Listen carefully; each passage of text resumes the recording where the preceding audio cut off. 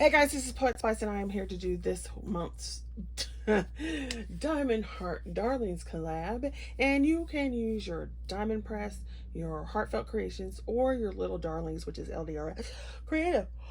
Oh, excuse me.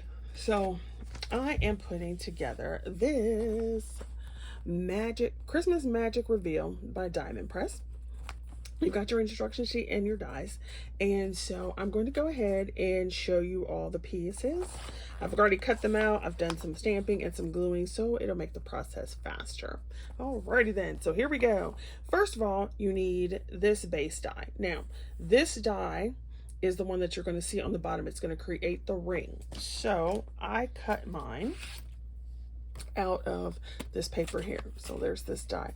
It has this perforation, so if you're not sure which one it is, it has the perforation. And then you want to make sure that whichever direction you're going to put your slot, you want to line that up. So here's the part that cuts the slot. So if you have directional paper, make sure you put it the way you want it to go. So it's going to cut this here. If I wanted it, to open on this side, but my paper goes this direction. So it's a directional thing. So you have to pay attention, even though it's a circle, you have to pay attention to how you want your paper to go. So I've got that. Then you have the next bit, which is, it says your base risers. So what that does is, if you're familiar with shaker cards, okay, it's kind of that area. So it does this, okay, and it says to cut 4 of those. So when you cut it out, you end up with this and some waste in the middle, right? I've already glued 3 of them together, so I'll go ahead and glue the 4th one. And when you do this, you want to make sure that they're even, because it's a mechanism, so everything has to be lined up or it won't work right. Now, Diamond Press is really good at giving you a little bit of wiggle room, so you don't have to be 100% on point, but you still want it to be as close. So I've already glued 3 together, so here's the 4th one. And so see how sloppy that is? You want to make sure you have it all lined up. So I just usually do this, and I run it through my finger and my thumb on this side. And so what that does is, see, it'll push it into alignment, right? So hold on here and just move it around. So now, and then I'll just go through and smush it around a little bit. I also like to put it down and on the back. All right, so those are my risers. So if you're familiar with the shaker card, you have your foam.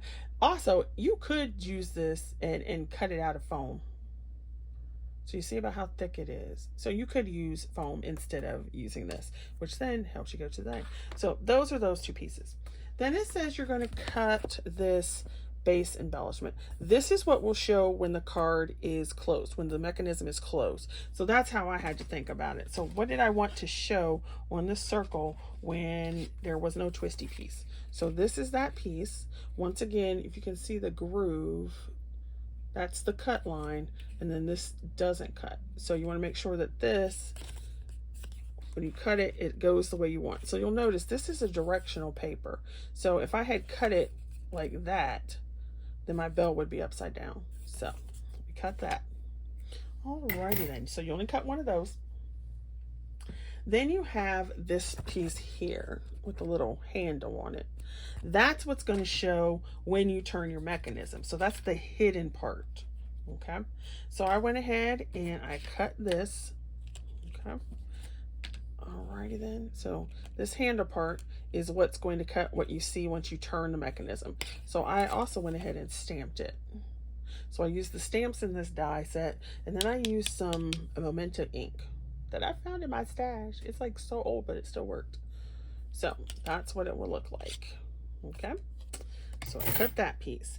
Then you have this piece, which is basically like the piece that fits through the back so you can actually spin it.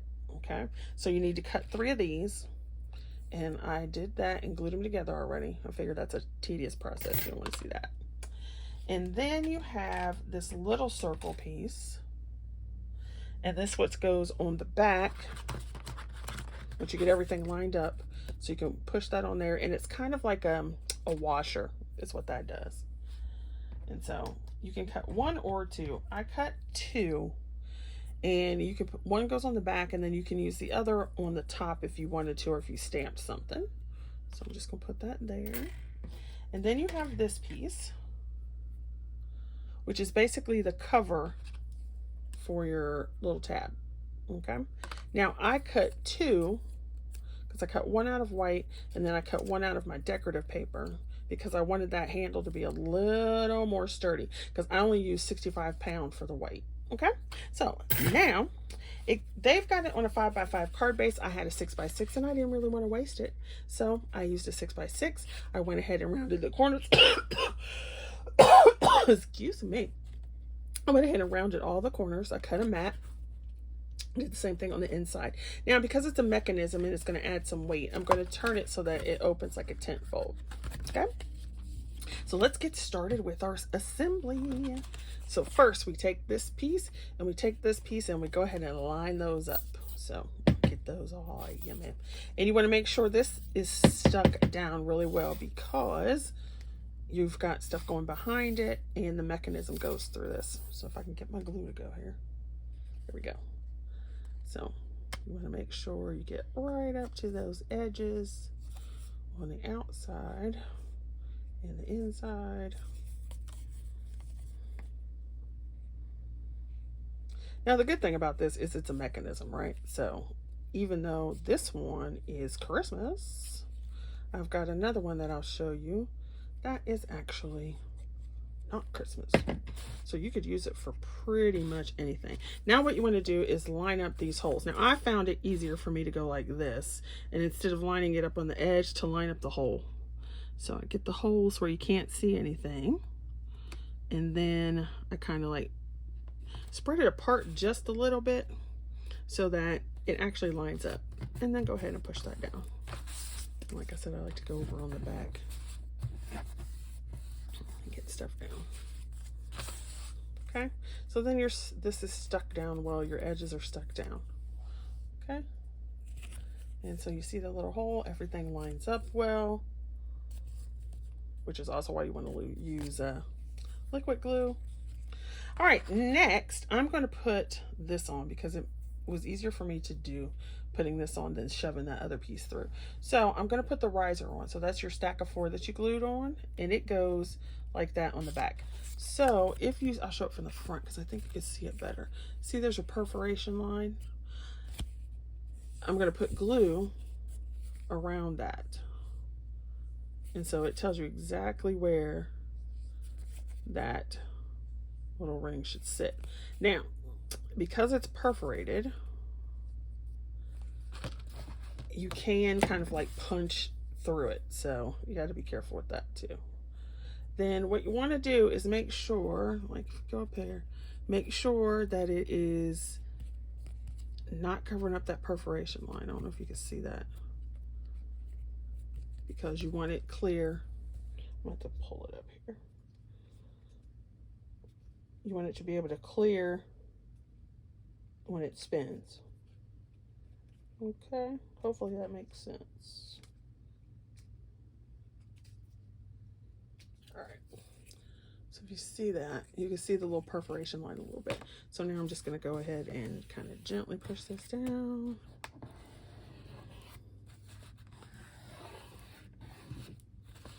And like I said, you could also cut this out of foam.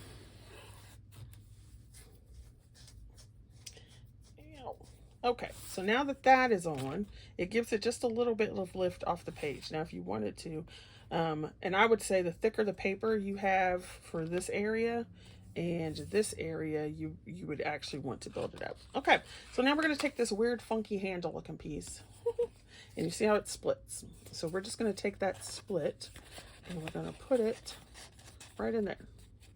And then you'll notice, like, look, the holes line up, yada, yada, yada. See? So we're just going to put it in there. Now, in the instructions, they show it turned a little bit, so you can turn it if you want to. Like that. Okay. And this you have to make sure you stamp correctly as well. So if I had stamped the Merry Christmas down here, just like that, it would be upside down. So you got to pay attention to how you stamp it. All right, so I'm just going to turn a little bit so the holes will line up. Line up. That's where you take this little circle that you cut. You need one of your foam dots, and it's a standard size foam dot, so just go ahead and do that. And here too, if you have thicker, you'd want a thicker foam dot. So you just need to put that in the center. All right. There you go. And then you're going to take this piece and pop it through the back so that your foam dot is on top. So that's what it looks like. All right. Don't put any glue on here because that's what makes your thingy move. All right. So see. So that's why I said it kind of acts like a washer on the back. So then you have that. We're almost done. And I didn't make this because I thought it was going to be somewhat more difficult. And it's not. It's so easy. Okay, so here's your other piece with this hole there. I've glued 3 of them together. That's going to go over that. And then you're going to put glue right here. So I'm going to go ahead and put some glue right on this tab. Make sure you don't get it on anything else because then it won't spin. Sit and spin. So here we go. And I'm going to put a piece of glue there because, you know, foam dots aren't that great. Excuse me. And line this up. And then just wait a little bit, you know, hold it down. Make sure you did not get any glue anywhere so it's moving. So I'm just going to hold that down. And you just want it on that tab that was out here, not this whole piece when you glue this one on. All right, so now we are really almost done as far as putting this mechanism together. Now, the next piece that goes on is this. And this is where your sentiment would go, or you could just use it as a pulley. I use, like I said before, I only use 65-pound cardstock for the white. So I'm going to put designer paper on top, put them together. So then, I need to put some more glue in my bottle.